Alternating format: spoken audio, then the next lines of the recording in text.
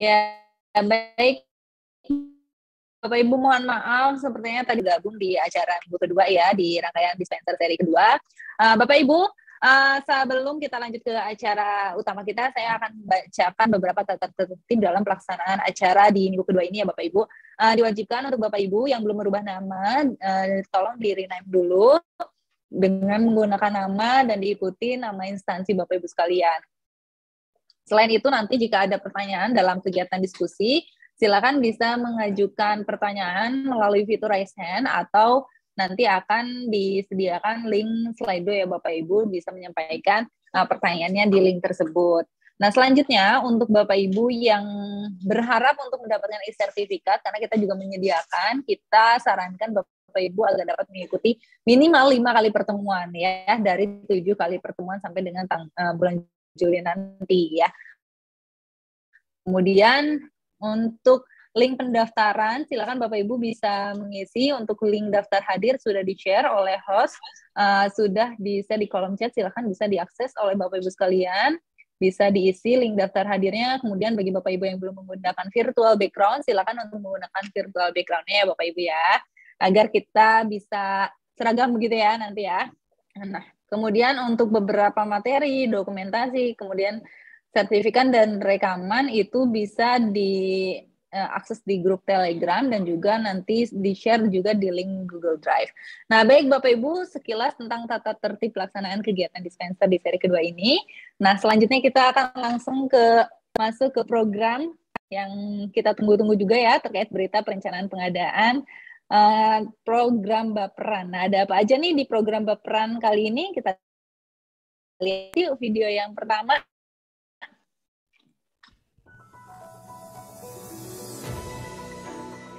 Maka bismillahirrahmanirrahim, dengan ini saya untuk membuka acara secara resmi di hari jadi IFPI ke-6 serta Forum Komunikasi IFPI tahun 2022 yang mengusung tema perkuat komitmen pengelola BPJ dalam mendorong percepatan pembangunan yang berorientasi menggunakan produk dalam negeri dan pemberdayaan UMK serta menggunakan katalog ekonomi.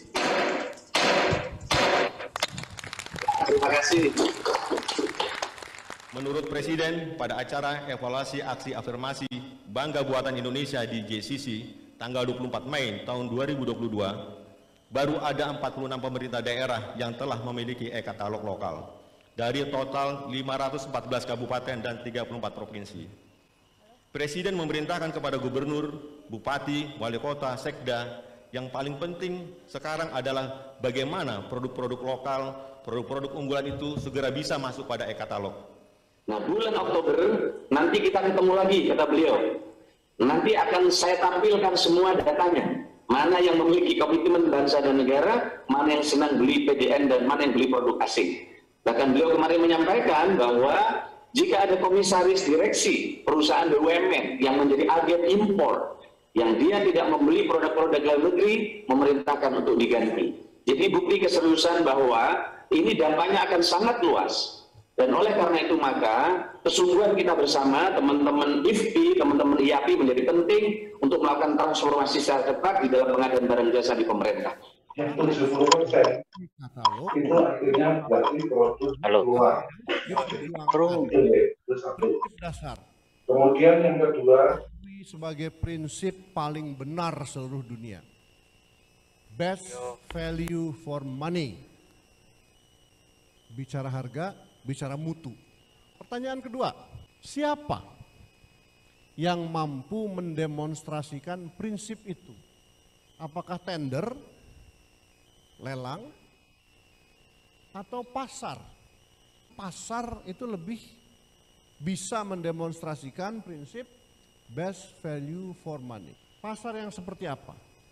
Tidak sembarang pasar. Pasar yang adil dan terbuka. Apakah pasar di Indonesia ini sudah adil dan terbuka? Apa parameternya? Jadi pasar di Indonesia boleh dikatakan sudah adil dan terbuka. Dan LKPP sudah mengakuinya dengan wujud e-katalog. Pindahkan saja itu pasar ke sistem sistem itulah yang namanya e-katalog. Tapi izinkan saya untuk menyampaikan beberapa hal yang tadi saya bisa tangkap dari Pak Agus Prabowo. Yang pertama adalah yuk mari kita percaya bahwa pasar itu adil. Kemudian terkait dengan TKDN dan segala macam, salah satu kuncinya agar kita bisa memetakan supply adalah kita menciptakan pasar dulu. Dan kita percaya pada pasar itu. Tugas kita sebagai jabatan fungsional pengelola pengadaan barang jasa adalah membangun kepercayaan bahwa kita mampu membangun super marketplace pengadaan barang jasa Indonesia. Nah, wah, tidak terasa ya Bapak Ibu ya, untuk Ikatan Fungsional Pengadaan Indonesia ini sudah merayakan hari jadinya yang ke-6, yang tadi video yang tadi kita tonton itu adalah video pelaksanaan kegiatan HUT IFPI yang dilaksanakan di Surabaya tanggal 17 Juni 2022. Selamat kepada IFPI ya, semoga sesuai dengan pesan dari Pak Kepala LKPP, semoga organisasi ini akan terus semakin tumbuh dan semakin kuat di masa yang akan datang, tumbuh menjadi organisasi yang agile dan adaptif terhadap perubahan serta meningkatkan peran aktif dalam peningkatan pengadaan barang jasa. Wah, luar biasa ya, selamat untuk IFPI, semoga terus berkarya.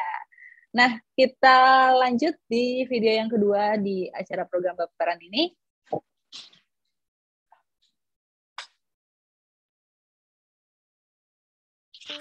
Baik, selamat pagi Bapak Ibu.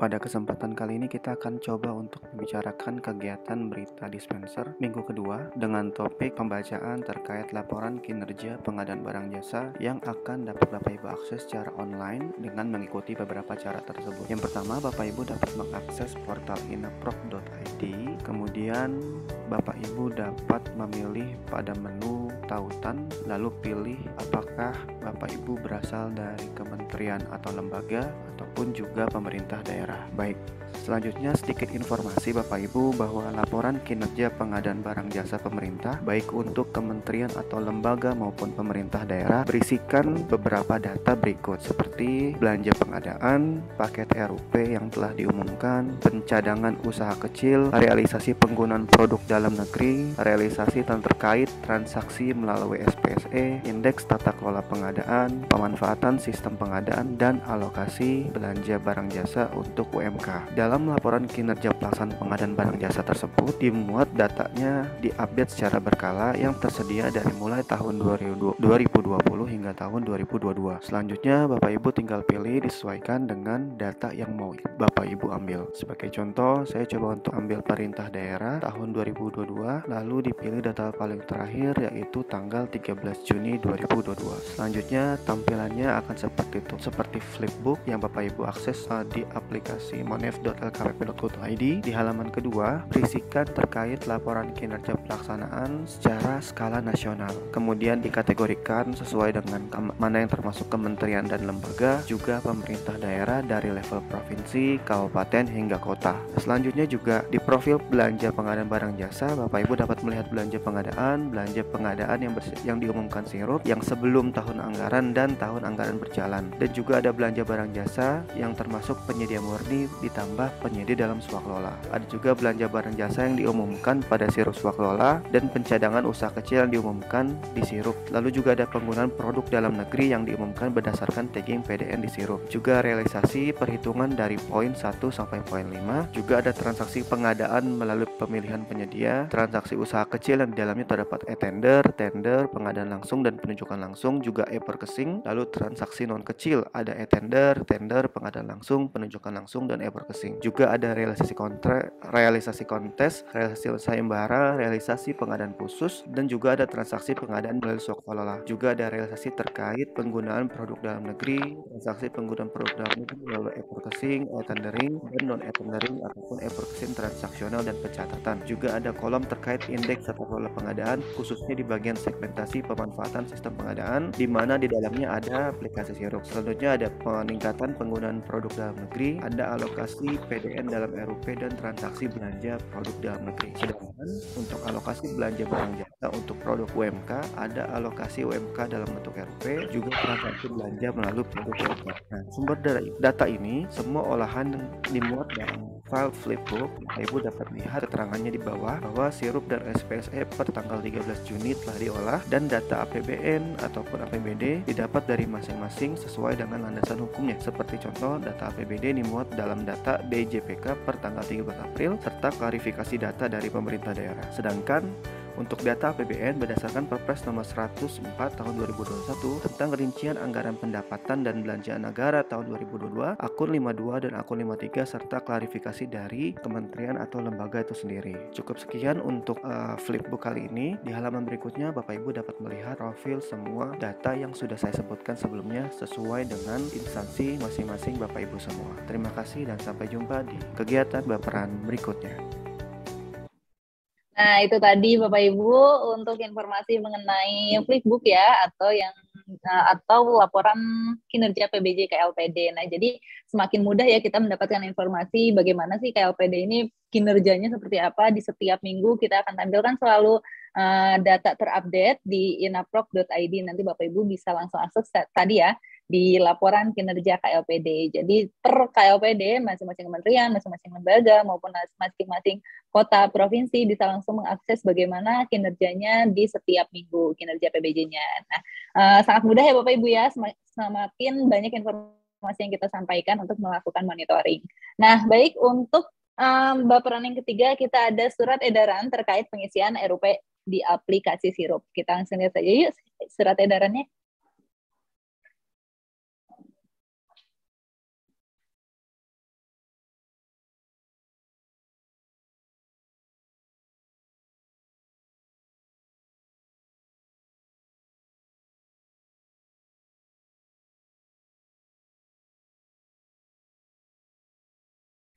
Oke, nah ini adalah surat permohonan klarifikasi RUP dan pagu belanja pengadaan pemerintah daerah yang disampaikan kepada seluruh sekretaris daerah di pemerintah provinsi, kabupaten, kota di seluruh Indonesia. Nah, Bapak Ibu nanti bisa akses ya untuk nomor suratnya berikut ini, nanti bisa langsung akses. Kemudian di sini di poin kelima disampaikan bahwa ada beberapa harapan yang disampaikan dalam surat ini, bahwa harapannya yang pertama adalah pemerintah terus mendorong seluruh satuan kerjanya untuk mengumumkan RUP belanja pengadaan barang jasa melalui aplikasi Sirup.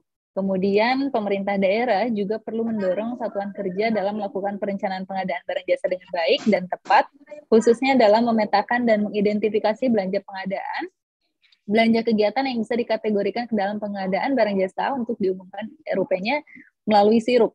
Hal ini untuk mencegah presentase pengumuman RUP yang melebihi 100% atau di atas nilai belanja pengadaannya. Nah, jadi seperti yang kita lihat ya Bapak Ibu, di aplikasi Sirup itu banyak sekali kita melihat presentase yang melebihi pagu 100%. Nah, itu kan dianggap tidak wajar ya. Jadi bisa diartikan mungkin ada kekeliruan dalam melakukan penginputan di aplikasi Sirupnya. Jadi Bapak Ibu pastikan untuk selalu melakukan pengecekan dalam proses penginputan RUP.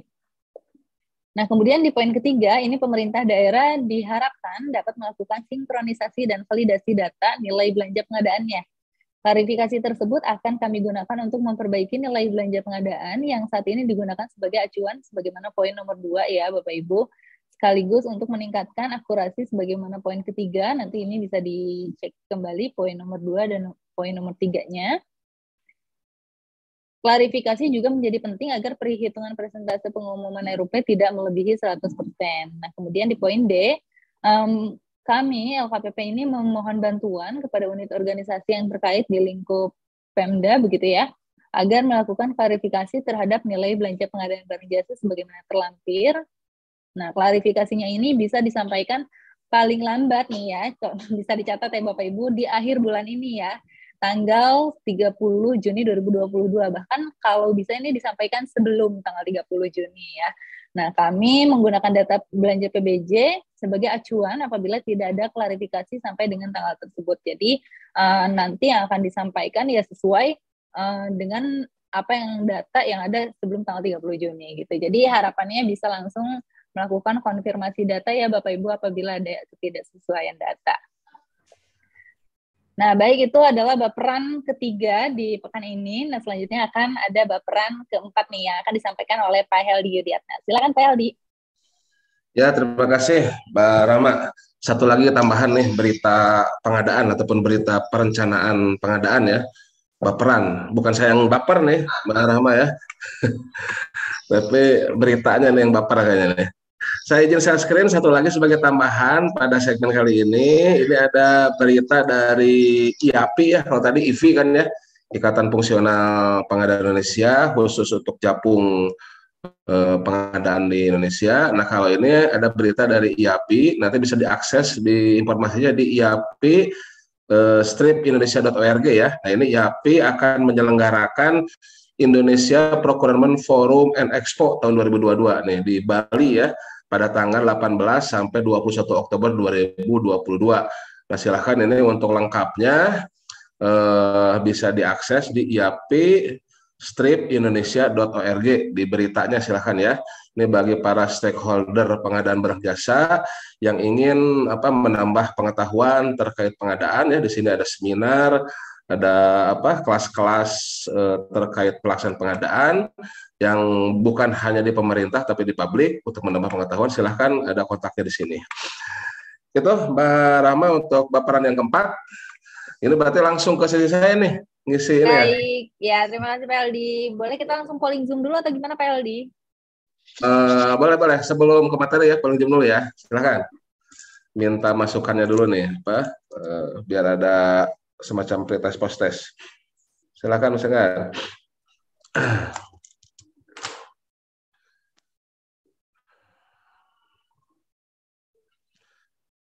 Ini mohon diisi teman-teman semuanya ya, sekedar untuk survei ya.